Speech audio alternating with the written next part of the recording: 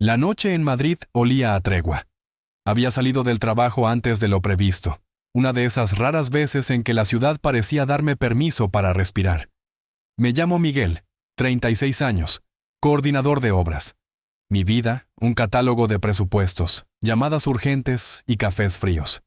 Pero aquel viernes algo en mí quiso cambiar el guión. Compré una botella de Rioja en la bodega de la esquina, la de las botellas con nombres que suenan a promesas. No era un aniversario, ni un intento de reconciliación formal, solo un gesto torpe, casi infantil. Llevarle a Andrea algo que nos recordara que aún existíamos el uno para el otro. Mientras caminaba hacia casa, las luces de la Gran Vía parecían moverse a cámara lenta. Los escaparates vacíos, los pasos sin prisa, la ciudad en pausa. Y en medio de esa calma, mi cabeza se llenó de flashes rotos, risas interrumpidas, excusas sin forma, mensajes borrados demasiado rápido. Últimamente Andrea era una versión difusa de sí misma. Decía que trabajaba en proyectos puntuales de relaciones públicas, pero cada vez estaba menos presente. Su móvil vibraba con una vida paralela que yo fingía no escuchar. Y aún así, me repetía lo que dicen todos los idiotas que aman. No seas paranoico, confía. Pero el cuerpo no miente. Y esa noche, algo en mi estómago me decía que el alma ya sabía lo que los ojos aún no habían visto.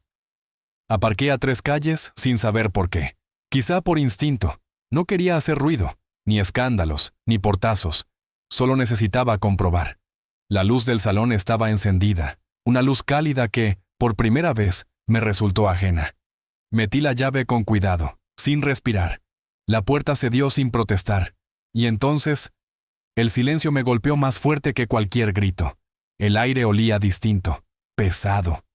Avancé unos pasos y lo vi. En el sofá donde habíamos visto aquella serie entera un invierno cualquiera, ella estaba allí, recostada, el cuello inclinado hacia atrás, los labios entreabiertos. Junto a ella, un hombre. No supe quién era, ni quise saberlo. Solo vi manos donde antes había promesas. No hubo ruido, ni disculpas. Solo el temblor mudo de una verdad que acababa de romperse. La botella casi se me cayó. Y sin pensar, tomé el móvil de Andrea, apoyado sobre la mesa. Desbloqueé con el código que todavía recordaba, la ironía más cruel de todas las confianzas, y abrí la cámara. Grabé. No por venganza, todavía. Lo hice porque necesitaba probarme que aquello no era un sueño enfermo, que no era yo imaginando sombras. Cuando terminé, dejé el móvil sobre la mesa, como una evidencia. Luego saqué mi anillo y lo deposité al lado. Ese pequeño círculo de metal frío. Ya no significaba unión, sino punto final. Me acerqué sin gritar. No hacía falta. No quería que me vieran roto, sino despierto. Ella levantó la mirada, con el maquillaje corrido y el miedo de quien no esperaba testigos. El tipo intentó cubrirse torpemente, pero ya daba igual. Yo no sentí furia, ni deseo de destruir. Solo una calma gélida, la que precede a las decisiones irreversibles. Sonreí, no con rabia, sino con la certeza de quien acaba de despertar de un largo sueño falso. Y dije despacio, con una voz que ya no me pertenecía. Tranquilos. Seguid. No quiero interrumpir lo que queda de vuestra mentira. El silencio que siguió fue absoluto. Ni respiraban. Solo el goteo lento del vino derramado sobre el suelo, manchando la alfombra. Tomé aire, di un paso atrás y añadí, sin mirarlos. Grabé todo. No para humillaros, sino para no olvidar quién soy después de esto. Y salí. Sin portazos, sin mirar atrás, solo con la certeza de que el hombre que cruzaba esa puerta ya no era el mismo que había entrado. Porque a veces la traición no se cobra con gritos, sino con silencio. Y el mío apenas acababa de empezar. Esto no se borra, Andrea. Alguna vez lo vas a recordar. No grité, no lloré. Solo dije eso, y salí. La puerta se cerró detrás de mí con un sonido que no fue de despedida, sino de cierre. Caminé sin rumbo, con la botella de Rioja aún en la mano, como si fuera una especie de ancla o de testigo silencioso. Las calles de Madrid estaban húmedas, reflejando luces que parecían respirar solas. No sabía a dónde iba, y por primera vez en años, eso no me importó. El móvil nuevo vibraba sin parar. Una corriente de mensajes que no quería leer. El corazón me latía lento, pesado, como si el cuerpo intentara entender lo que el alma ya había asumido.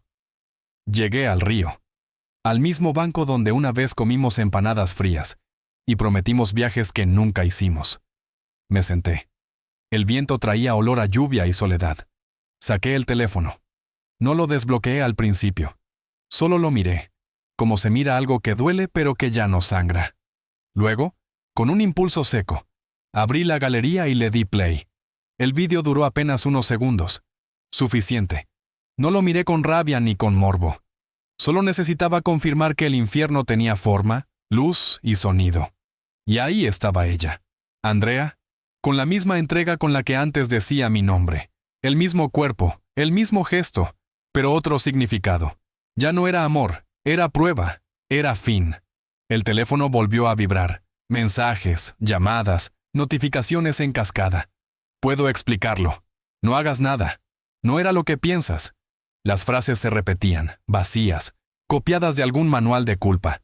Solté una risa corta, hueca, esa que uno suelta cuando todo ya da igual. Y entonces, sin pensarlo, abrí el grupo familiar.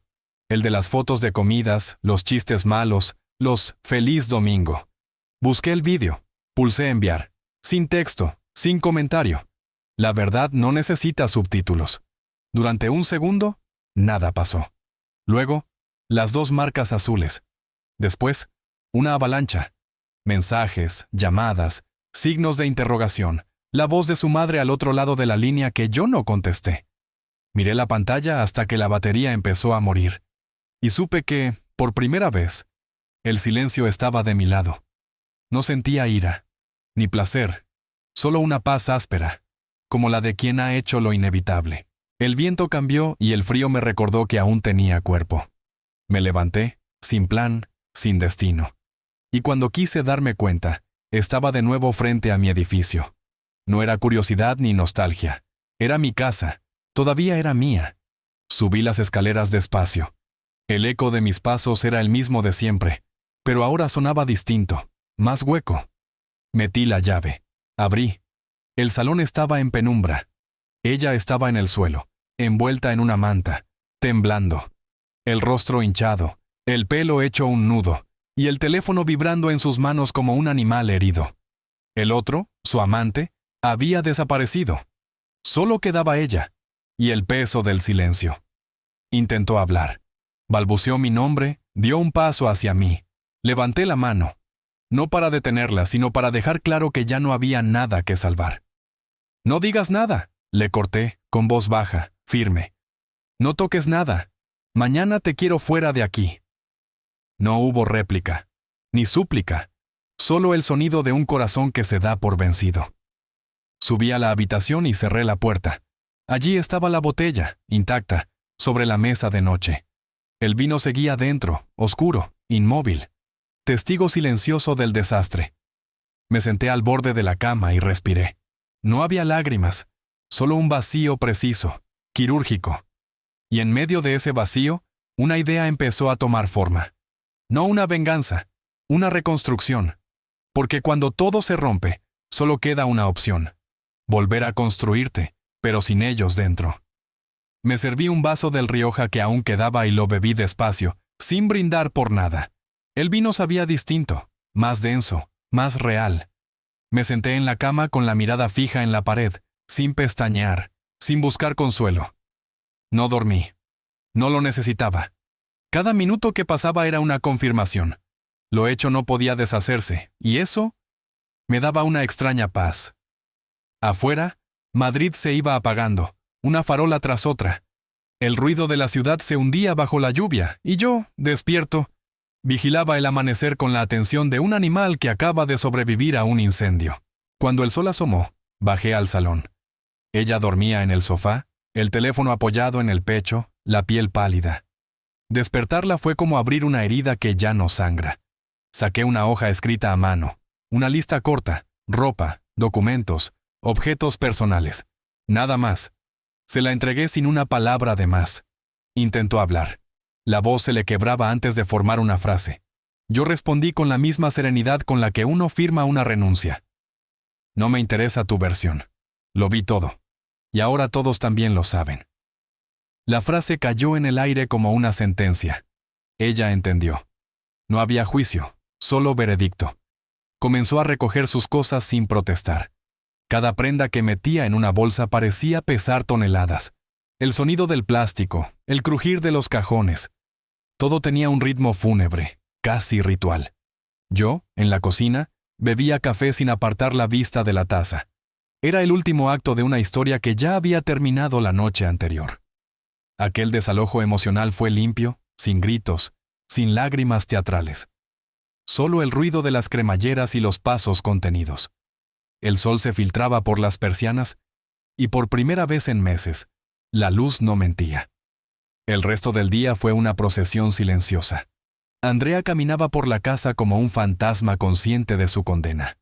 Tenía los ojos rojos, la piel deslavada, y ese tipo de respiración que solo tienen quienes ya lo han perdido todo. Cada rincón olía distinto. A perfume caro, a sudor ajeno, a vergüenza reciente. Hasta las paredes parecían guardar memoria del engaño. No la ayudé. No porque no pudiera, sino porque no debía. Cualquier gesto, incluso el más mínimo, habría sido una grieta por la que el perdón podría colarse. ¿Y yo? Ya no estaba dispuesto a eso. Al mediodía sonó el timbre. Era su madre.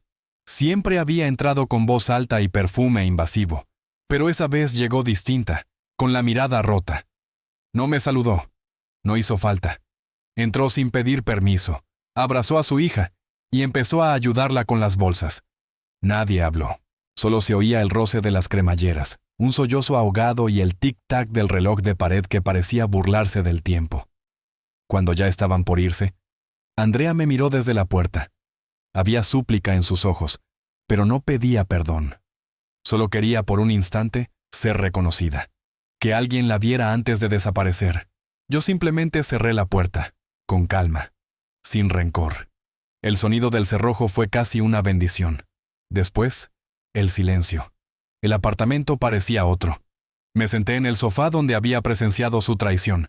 El mismo lugar, el mismo espacio. Pero ya no dolía igual. El silencio era espeso, pero por primera vez tenía una cualidad limpia, purificadora. Respiré hondo, no lloré, no grité, no rompí nada. El dolor se había vuelto plano, como una piedra en el pecho, pesado, pero estable. El teléfono seguía vibrando con mensajes, llamadas, notificaciones. Algunos eran de amigos, otros de familiares. Mezcla de preocupación, curiosidad y morbo disfrazado de empatía. No respondía a ninguno. La compasión ajena me parecía una forma de intromisión. La única llamada que hice fue a mi abogado. Le conté lo ocurrido sin adornos, sin dramatismos. Le envié el vídeo. Su respuesta fue corta, casi quirúrgica. Esto se resuelve rápido, Miguel. No te preocupes. Colgué. Miré por la ventana. El sol comenzaba a caer sobre los tejados. La ciudad seguía viva, indiferente, y por primera vez en mucho tiempo, entendí que mi vida también podía seguir, pero sin ella dentro. Cuando colgué el teléfono con mi abogado, me sorprendió la serenidad que me dejó su tono neutro.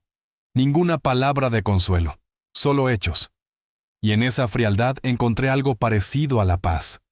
Por primera vez en días, el aire del piso no me pesaba. Ya de noche, el silencio se quebró con un sonido familiar. Una notificación. Era de él. El otro. Un mensaje torpe, mal escrito, casi infantil. No sabía que Andrea estaba casada. Me engañó. Lo siento. Lo leí sin emoción. 2 veces. No había sorpresa ni rabia, solo una claridad gélida. Escribí una respuesta breve, quirúrgica. Ten suerte de que no fui yo quien abrió la puerta. Y lo bloqueé al instante, no por miedo, tampoco por orgullo, simplemente porque no merecía ser un personaje más en mi historia. Él no era el enemigo, era solo un capítulo de la mentira que yo había alimentado sin saberlo. La traición no nació esa noche. Llevaba años durmiendo a mi lado. Esa verdad, tan cruel como limpia, me liberó. El apartamento se sentía hueco, pero ya no dolía. Era un vacío diferente, transparente, como si el aire hubiera pasado por un filtro y expulsado todo lo tóxico. Encendí el portátil. No hubo temblores en mis manos. Comencé una purga meticulosa. Fotos, correos, mensajes, recuerdos. Todo. Cada clic era una sutura cerrando una herida. No era rabia, era cirugía emocional sin anestesia. Cuando terminé, creé una carpeta nueva, escondida entre documentos del trabajo.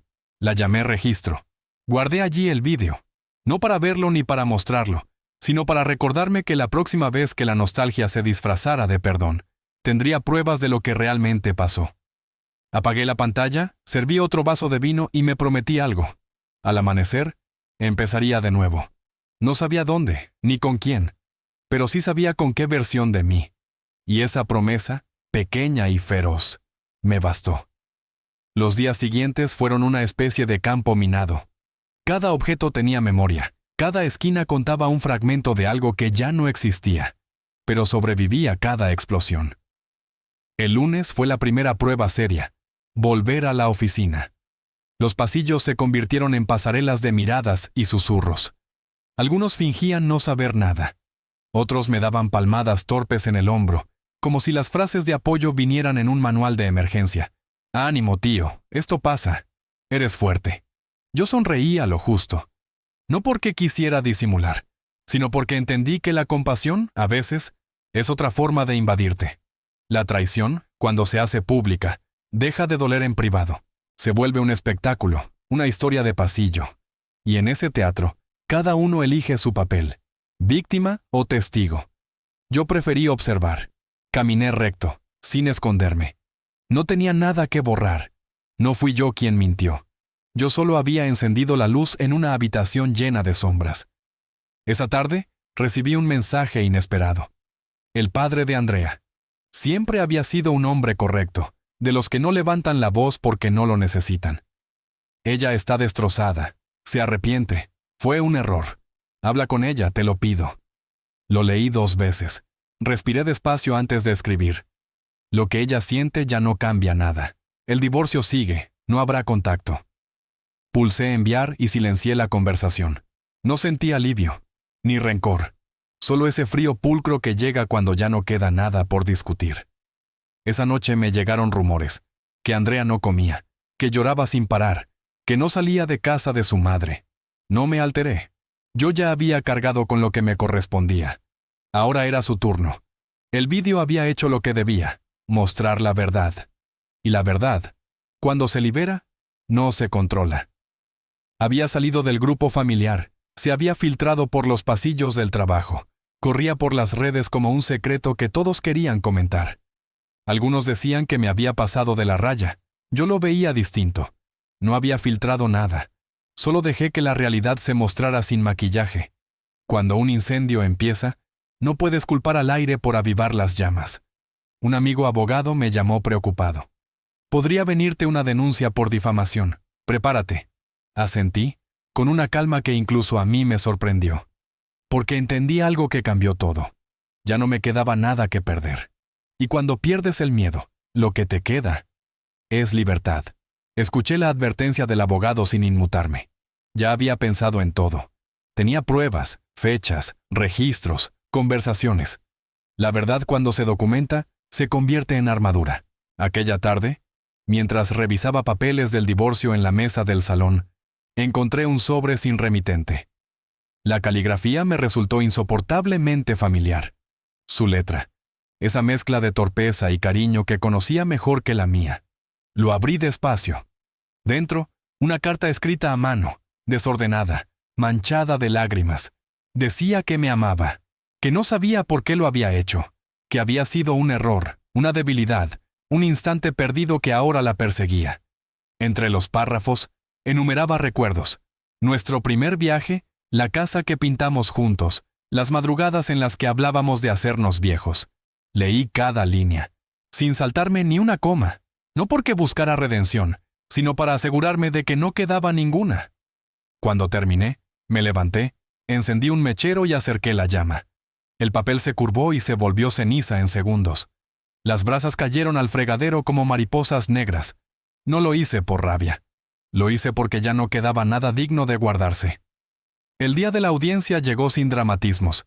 Me puse el traje gris que solía usar para reuniones, y caminé hasta el juzgado con la puntualidad de quien cumple una obligación más.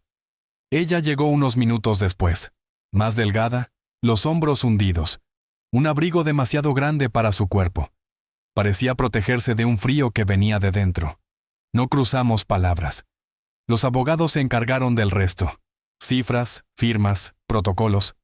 El juez habló con voz plana, estampó su firma y todo terminó. Así de simple, así de irreversible. Cuando escuché el golpe del sello sobre el documento, sentí algo parecido a la ingravidez, como si el peso de aquellos meses se deshiciera molécula a molécula, disolviéndose en el aire denso del juzgado. Andrea ya no era mi esposa, ni siquiera era un recuerdo. Solo una línea más en un expediente cerrado. Me levanté, di las gracias al juez y salí. El aire de la calle olía distinto. Quizá era el mismo de siempre, pero esa vez lo respiré sin dolor. En las escaleras del juzgado, el abogado de ella me alcanzó. «Andrea quiere hablar contigo», me dijo. Respondí sin pensarlo. No tengo nada que decirle. Seguí bajando los escalones sin mirar atrás. El sol de Madrid caía suave sobre los edificios. Y por primera vez en meses, sentí una palabra que había olvidado. Libertad. No la libertad de quien gana, sino la de quien suelta. Vendí la casa en cuanto el proceso terminó. Empaqué lo esencial y alquilé un piso pequeño a las afueras. Sin fotos, sin adornos, sin pasado. Cambié de número, eliminé mis redes, reduje mi vida a lo imprescindible. La gente cree que empezar de cero es olvidar. No lo es. Empezar de cero es aprender a vivir con las cicatrices sin reabrirlas. Mientras el camión se alejaba con los muebles, me quedé en la acera con una calma que casi asustaba. Había perdido mucho, sí, pero lo que me quedaba era lo único que realmente importaba. Yo mismo, completo, sin máscaras, sin ella. Los primeros meses fueron un ensayo de silencio.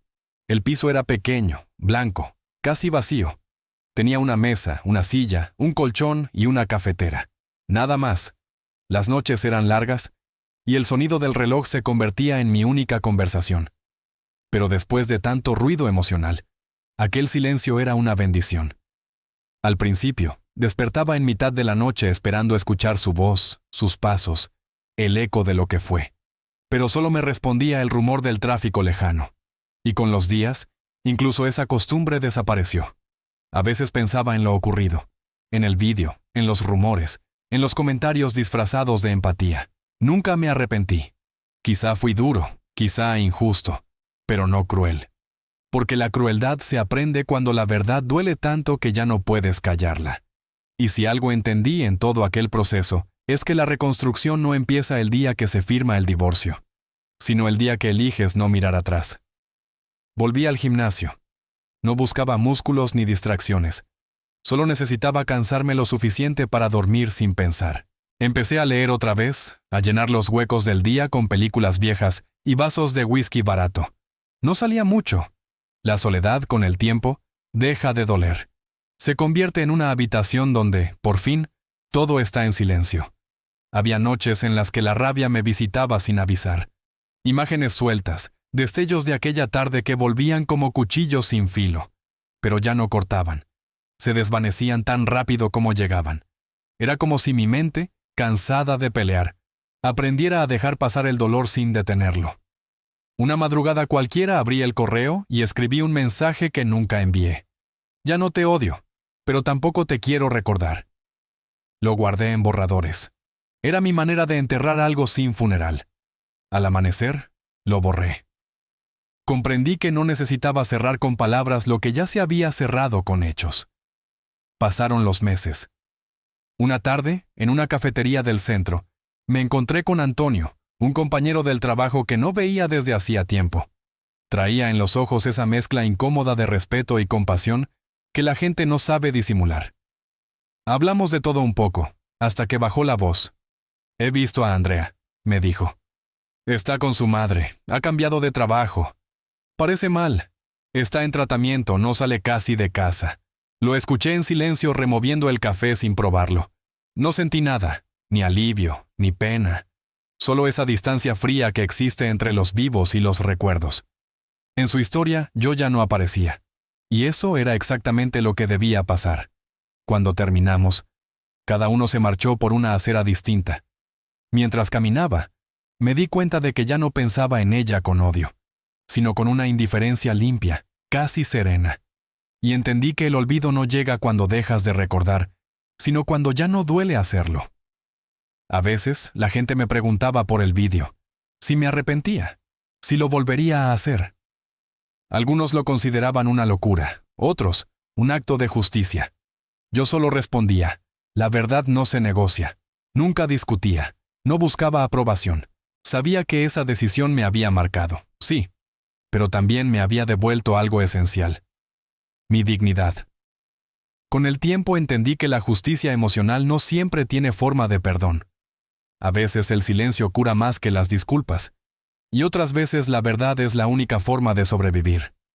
No la expuse para destruirla, lo hice para sobrevivir yo, para que la mentira dejara de tener oxígeno. No fui verdugo, fui testigo, el que apagó la luz de un amor que ya olía a podrido. Y aunque muchos no lo comprendan, esa fue mi forma de salvarme, de no convertirme en otro hombre que sonríe por costumbre, mientras se pudre por dentro. Hubo noches en las que la nostalgia intentó colarse de nuevo. La memoria tiene esa habilidad. Sabe disfrazarse de ternura y hacerte creer que lo roto fue bonito. Cuando eso pasaba, abría la carpeta oculta del ordenador y miraba el nombre del archivo. Solo eso. Nunca lo reproducía. No necesitaba ver el vídeo para recordar lo que había vivido. Era mi antídoto contra la autocompasión, una marca digital que me recordaba el precio de confiar sin mirar. El tiempo avanzó, sin dramatismo, sin épica. Los días se volvieron más simples. El cuerpo dejó de doler, y la mente, de girar sobre sí misma. Hasta que una mañana cualquiera, preparando café, entendí que algo había cambiado. Ya no la odiaba. Tampoco la echaba de menos. Lo que un día fue amor, después herida, y más tarde ruina, ahora era solo una historia que me había enseñado a no mentirme nunca más. La verdad, al final, no me destruyó. Me reconstruyó, a su modo, con fuego, con pérdidas y con silencio. Me quitó todo lo que no necesitaba, y me dejó lo único que era realmente mío, yo mismo. Porque cuando todo se reduce a cenizas, descubres que seguir vivo ya es una victoria.